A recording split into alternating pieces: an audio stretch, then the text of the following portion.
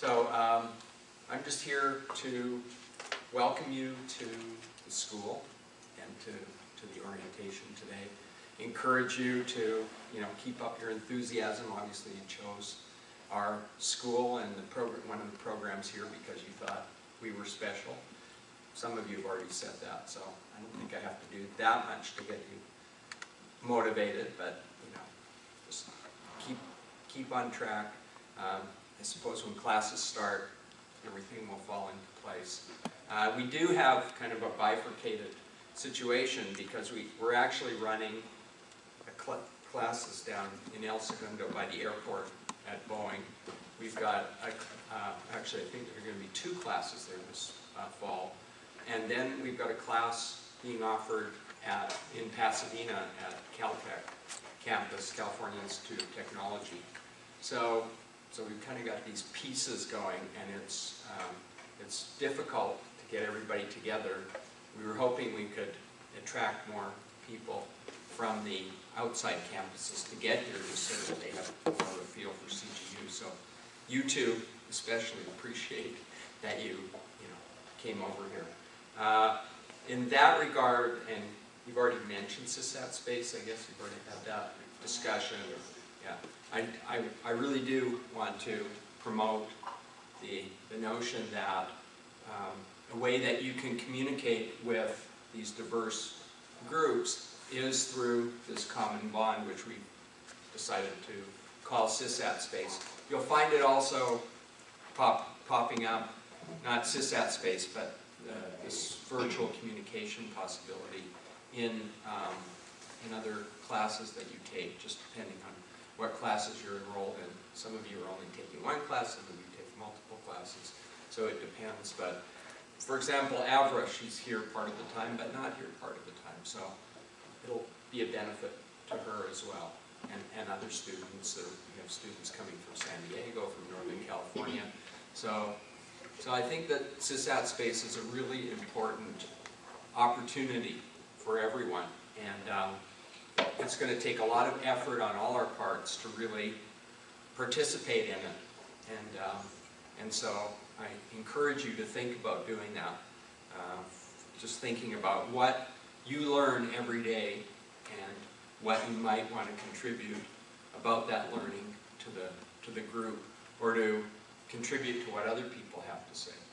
And you don't have to do it daily, you don't have to do it at all, but it might be really useful just to build a habit of going there and finding out what's going on.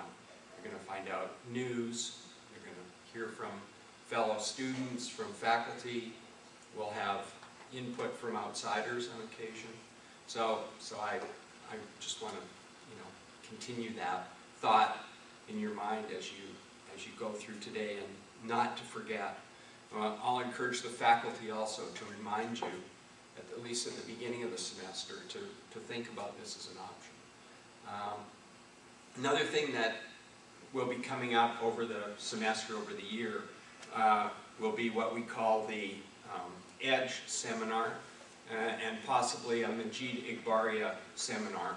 The idea of these seminars is that we bring in speakers who have some interesting aspect to them.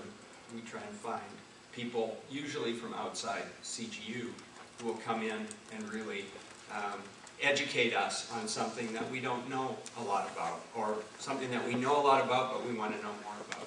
So those seminars are almost always held on Friday afternoons. It's a strange time, but we find that is actually a time when we're not holding classes, when people aren't typically committed to other things. So it's usually in this room Friday afternoon at 4 o'clock, and you'll see announcements by email on SISAT space, on the regular IST website. So look for those. I'd say we would expect to have 2 or 3 at the least per semester, perhaps more depending on who volunteers to come by and say hi to us. Another possibility in terms of outside speakers or a different venue is something we call the CIO Roundtable, Chief Information Officer Roundtable.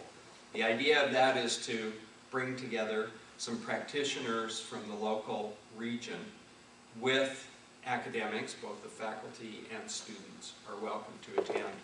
Typically, either a faculty member or a CIO gives a short presentation. We try to keep it to 15 or 20 minutes. And then we actually go around the table, and everybody who wants to say something is welcome to do that. And there's also some dialogue. That takes place a little early. It's at 7:30 in the morning. It's always on a Tuesday. And I think the first one is on I'll get the date wrong, but something like the 13th of September. So it's usually the second Tuesday of the month, and we do it September, October, November, then February, April, and June. So we'll have 6 roundtables coming up this academic year, and I encourage you to attend those. What else do we have that's going on that just to get you thinking about these things? You'll see it, you see all these announcements on email, so I encourage you to check your email. We'll post them on SISAT Space. We post them on the website, so there are lots of information spaces that you can find. Let's see. Have I done enough? No. How much time do I can talk for quite a while. Okay. We've got, there are 5 regular full-time faculty members in our school, so we're quite small in terms of our regular faculty. It's typical of Claremont Graduate University. We have small groups where we do a lot of intense work with students and with each other. One of our faculty members is on sabbatical this semester, and that's Professor Leroy G. Already mentioned her name, at least I heard it once here. So she's on sabbatical in the fall. She's not going to be teaching any classes till spring again. And so it gives her a chance to get some of her research written up, develop new projects. She's going to be in DC, Washington for a while. So you won't see her around as much, but that's not because she's trying to hide or avoiding students. She's on sabbatical. And in fact, every regular faculty member takes sabbatical every 7th semester. So teach 6 semesters, and then you don't teach 1 semester. That's what goes on at CGU. So you'll see people come and go on occasion.